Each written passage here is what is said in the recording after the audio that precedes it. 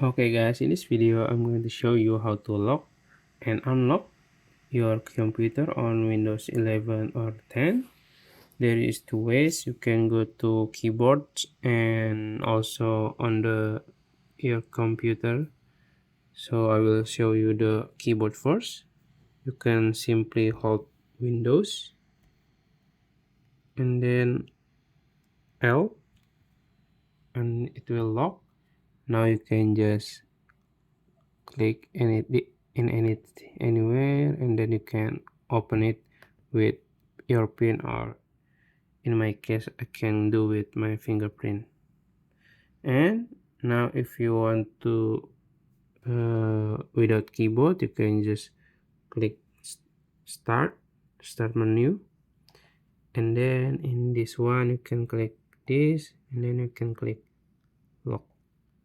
That's it. Thank you.